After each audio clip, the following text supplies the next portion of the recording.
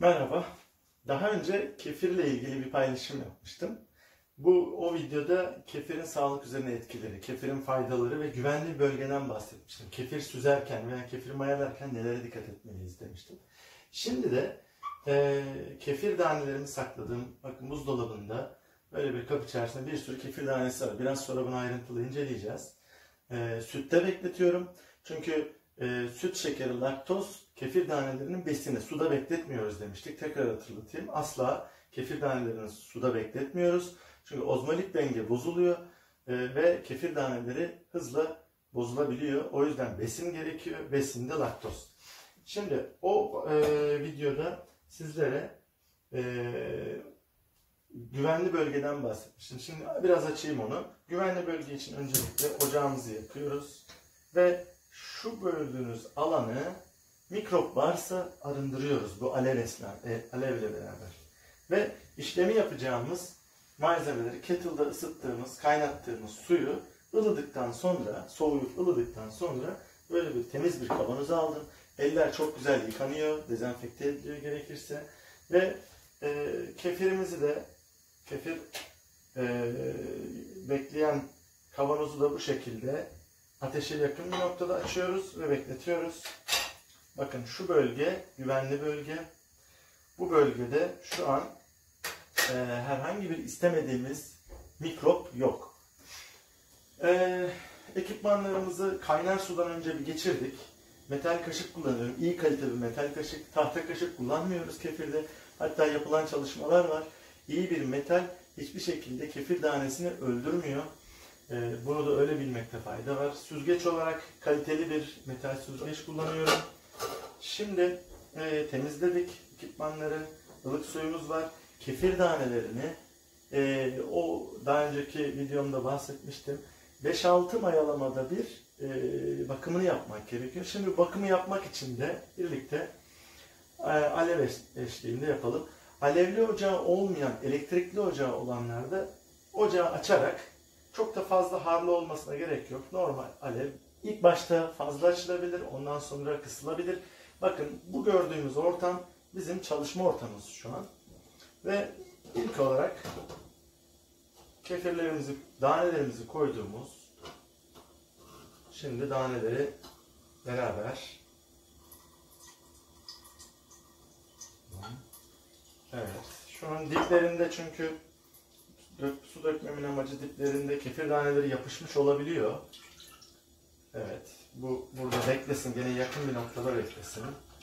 Biraz karıştırıyorum, size doğru tutuyorum şöyle, bakın. 1 litre sütü mayalamak için kefir ne kadar olmalıyı da tekrar hatırlatayım, üstünden geçelim. Çok az, bu kadar yeterlidir. Bir tatlı kaşığını geçmesin. Çünkü trilyonlarca bakteri var. Şimdi 5-6 mayalama yaptım ben. Ve bakınız temiz, kaynamış, ılımış, yani ılık bir su bu. Gördüğünüz gibi kefir tanelerimi yıkadım. Şöyle biraz da yaklaştırayım hatta size. Evet, kefir tanelerimizi bu şekilde temizledik. Bakın size hatta şöyle biraz yakında tutun. Çok fazla güvenli bölgeden uzaklaşmadan. Gördüğünüz gibi kum gibi dağılmamış. Beyaz, böyle topak topak.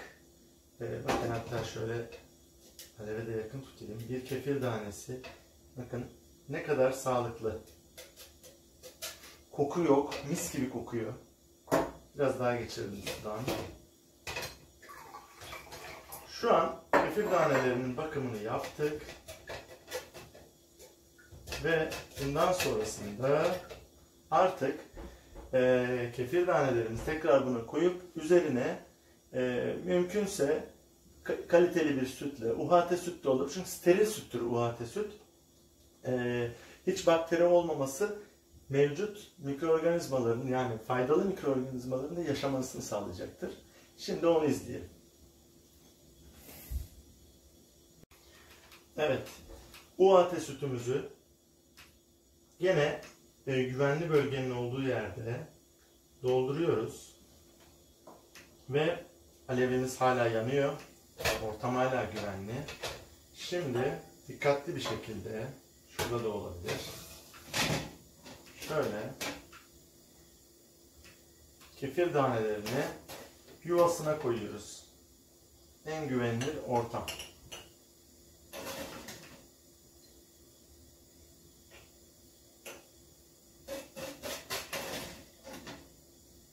Bakın görüyor musunuz?